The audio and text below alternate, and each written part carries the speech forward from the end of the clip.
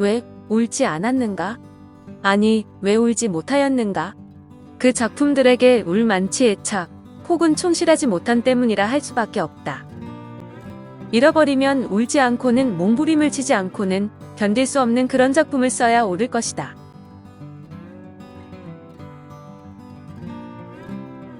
오늘 한국 문학의 산책은 가벼운 수필 두 편을 소개하도록 하겠습니다. 계용묵의 구두와 이태준의 작품애로 수필은 워낙 짧아 그냥 전문을 들려드리겠습니다. 누구나 했을 너무 억울한 경험. 구두, 계용묵. 구두 수선을 주었더니 뒤축에다가 어지간히는 큰 징을 한 개씩 박아놓았다. 보기가 흉해서 떼어버리라고 하였더니 그런 징이래야 한동안 신게되고 무엇이 어쩌고 하며 수다를 피는 소리가 듣기 싫어 그대로 신기는 신었으나 점잖지 못하게 저벅저벅 그 징이 땅바닥에 부딪히는 금속성 소리가 심히 귀맛에 역했다. 더욱이 시멘트 포도의 단단한 바닥에 부딪혀낼 때의 그 음향이란 정말 질색이었다. 또그닥또그닥. 이건 흡사 사람은 아닌 말발굽 소리다. 어느 날 초어스름이었다.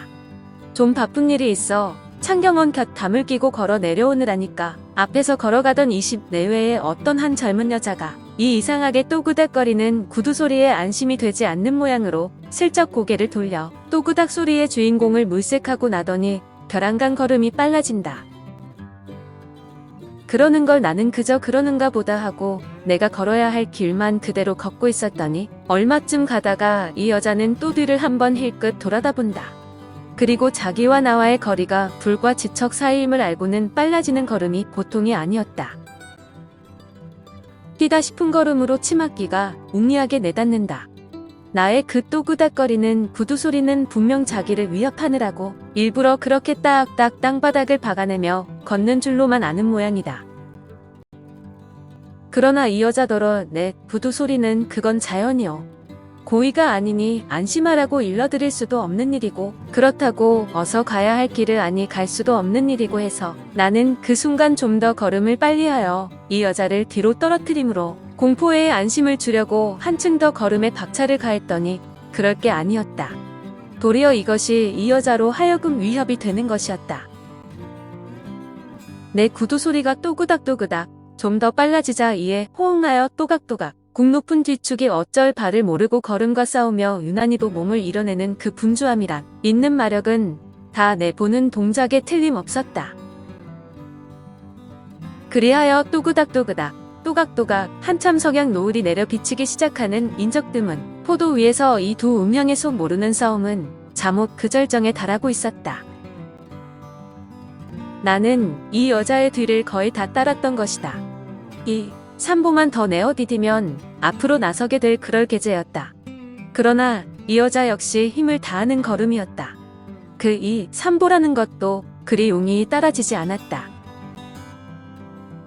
한참 내 발부리에도 풍진이 일었는데 거기서 이 여자는 뚫어진 옆 골목으로 살짝 빠져들어선다. 다행한 일이었다. 한숨이 나간다. 이 여자도 한숨이 나갔을 것이다. 기웃해보니 기다랗게 내뚫린 골목으로 이 여자는 횡하니 내닫는다. 이 골목 안이 저의 집인지 혹은 나를 피하느라고 빠져들어갔는지 그것은 알 바 없으나 나로선 이 여자가 나를 불량배로 영원히 알고 있을 것임이 서글픈 일이다. 여자는 왜 그리 남자를 믿지 못하는 것일까? 여자를 대하자면 남자는 구두 소리일까지도 세심한 주의를 가져야 점잖다는 대우를 받게 되는 것이라면 이건 이성에 대한 모욕이 아닐까 생각을 하며 나는 그 다음으로 그 구두징을 뽑아 버렸거니와 살아가노라면 별 한 데다가 다 신경을 써가며 살아야 되는 것이 사람임을 알았다. 계용묵. 계용묵은 본명이 하태용으로 1904년 평북 선천 출생이며 삼봉국립보통학교를 졸업 후 서당에서 수학했고 휘문고고를 거쳐 1928년 일본에 건너가 토요대 동양학과에서 수학했습니다. 소년지 새소리와 생장의 현상 문예에 당선되었으나 본격 작품 활동은 1927년 조선문단의 소설 최서방이 당선된 이후로 인두지조 백치하다다를 발표하면서 작가로서 지위를 확보했습니다. 1938년에 조선일보 출판부에서 근무했으며 1943년에는 일본 천황 불경제로 2개월간 수감되기도 했습니다. 광복 직후에 좌우인 문단의 대립 속의 중간적 입장을 고수하며 정비석과 함께 조선을 창간했고 1961년 현대문학의 서수집을 연재하던 중 사망했습니다. 잃어버려도 울지 않는 작품은 쓰지 말자. 작품의 이태준. 어제 경성역으로부터 신촌 오는 기동차에서다. 책보를 매기도 하고 끼기도 한 소녀들이 참새떼가 되어 제잘거리는 틈에서 한 아이는 얼굴을 무릎에 파묻고 흑흑 느껴 울고 있었다. 다른 아이들은 오는 동무에게 잠깐씩 눈은 던지면서도 달래려 하지 않고 무슨 시험이 언제니 아니니 내기를 하자느니 하고 저희끼리만 잿가린다. 우는 아이는 기워 입은 적삼 등허리가 그저 들먹거린다. 왜 우느냐고 묻고 싶은데 마침 그 애들 뒤에 앉았던 큰 여학생 하나가 나보다 더 궁금했던지 먼저 물었다. 제재거리던 참새떼는 딱 그치더니 하나가 대답하기를 걔 재봉한 걸 잃어버렸어요. 한다. 학교에 바칠 걸 잃었니? 아니야요. 바쳐서 잘했다고 선생님이 칭찬해 주신 걸 잃었어요. 그래 울어요. 큰 여학생은 이내 우는 아이의 등을 흔들며 달랜다. 얘 울문 뭘 허니? 운다고 찾아지니? 울어도 안 될 걸 우는 건 바보야. 이 달래는 소리는 기동차 달아나는 소리에도 퍽 맑게 들려 나는 그 맑은 소리의 주인공을 다시 한번 돌려보았다. 중학생은 아니게 큰 처녀다. 분이 피어 그런지 흰 이마와 서늘한 눈은 기동차의 유리창들보다도 신선한 처녀다. 나는 이내 굴속으로 들어온 기동차의 천장을 쳐다보면서 그가 우는 소녀에게 한 말을 생각해 보았다. 얘 울면 뭐하니? 운다고 찾아지니? 울어도 안 될 걸 우는 건 바보야. 이치에 맞는 말이다. 울기만 하는 것으로 찾아질 리 없고 또 울어서 이루어지지 않을 것을 우는 것은 확실히 어리석은 일이다. 그러나 사람들은 울음에 있어 곧잘 어리석어진다. 더욱 이 말이 여자로도 눈물의 제일 빠른 처녀로 한 말임에 생각할 재미도 있다. 그 희망에 찬 처녀를 저주해서가 아니라 그도 이제부터 교복을 벗고 한번 인간 제복으로 갈아입고 나서는 날 감정 때문에 혹은 이에 상관으로 울어도 안 될 것을 울어야 할 일이 없다 하지 못할 것이다. 나는 신촌역을 내려서도 이 울문 뭘 하니? 울어도 안 될 걸 우는 건 바보야 소리를 생각하며 걸었다. 그러나 이 말이나 주인공은 점점 내 마음속에서 멀어가는 대신 점점 가까이 떠오르는 것은 그 재봉한 것을 잃어버렸다는 소녀이다. 그는 오늘도 울고 있을 것 같고 또 언제든지 그 잃어버린 조그마한 자기 작품이 생각날 때마다 서러울 것이다.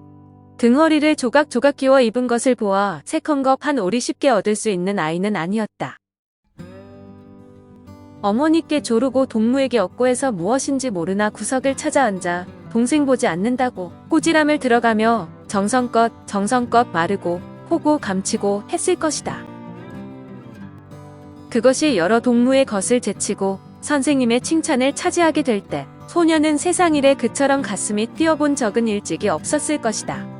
하교만 하면 어서 집으로 가서 부모님께도 좋은 끝수 받은 것을 자랑하며 보여드리려던 것이 그만 없어지고 말았다. 소녀에게 있어선 결코 작은 사건이 아니오 작은 슬픔이 아닐 것이다. 나도 작품을 덜어 잃어버렸다. 도양이 죽은 이듬해인가 서해형이 현대평론에 도양 추도호를 낸다고 추도문을 쓰라고 하였다. 원고청이 별로 없던 때라 감격하여 여름 단열밤을 새어 썼다. 고치고 10번은 더 고쳐 현대평론사로 보냈더니 서해형이 받기는 받았는데 잃어버렸으니 다시 쓰라는 것이다. 같은 글을 다시 쓸 정열이 나지 않았다. 마지못해 다시 쓰기는 썼지만 아무래도 처음 썼던 것만 못한 것 같아 찜찜한 것을 참고 보냈다. 신문, 잡지에 놨던 것도 미처 떼어두지 않아서 또 떼어뒀던 것도 어찌어찌에 없어진다. 누가와 어느 글을 재미있게 읽었노라 감상을 말하면 그가 돌아간 뒤에 나도 그 글을 다시 한번 읽어보고 싶어 찾아보면 찾아내지 못한 것이 이미 서너 가지 된다. 다시 그 신문, 잡지를 찾아가 오려오기란 거의 불가능한 일이다. 꽤 섭섭하게 그날 밤을 자곤 하였다. 이 섭섭을 꽤 심각하게 당한 것은 장편 성모다. 그 소설의 주인공 순모가 아이를 낳아서부터 어머니로서의 애쓰는 것은 나도 상당히 애를 쓰며 썼다. 책으로는 못 나오나 스크랩채로라도 내 자리 옆에 두고 싶은 애정이 새삼스럽게 끓었다. 그러나 울지는 않았다. 위에 기동차의 소녀처럼 울지는 않았다. 왜 울지 않았는가? 아니, 왜 울지 못하였는가? 그 작품들에게 울 만치 애착, 혹은 충실하지 못한 때문이라 할 수밖에 없다. 잃어버리면 울지 않고는 몸부림을 치지 않고는 견딜 수 없는 그런 작품을 써야 옳을 것이다. 이태준. 이태준은 소설가로는 상어인데 단편소설의 서정성을 높여 예술적 완성도와 깊이를 세워나갔으며 완결된 구성법으로 한국 현대 소설의 기법적인 바탕을 이룩했습니다. 어릴 때 아버지를 따라 블라디보스토크에 갔다 아버지 사망 후 고향에 돌아와 철원 복명학교를 졸업하고 1921년 휘문고고에 입학했으나 1924년 동맹유교 주모자로 퇴학을 당했습니다. 1927년 도쿄 조치대학 예과에 입학했다. 1928년 중퇴를 했는데 1933년 구인회 동인으로 활동했으며 8.15 광복 이후 월북을 했습니다. 한국전쟁의 종군작가로 낙동강 전선까지 내려온 것으로 전해지는데 1952년부터 사상검토를 당하고 1956년 숙청을 당했다는데 대표작으로 그림자, 까마귀, 복덕방 등이 있습니다. 날 기억해줘요. 나 각오 없을 때, 머나먼 침묵의 나라로 나 영양 가버렸을 때, 당신이 더 이상 내 손을 잡지 못하고 나 되돌아가려다 다시 돌아서버리는 그때에 날 기억해줘요. 당신이 짜냈던 우리들 앞날의 계획을 날마다 나한테 이야기할 수 없게 될 때에 날 기억해주기만 해요. 랭보, 기억해줘요.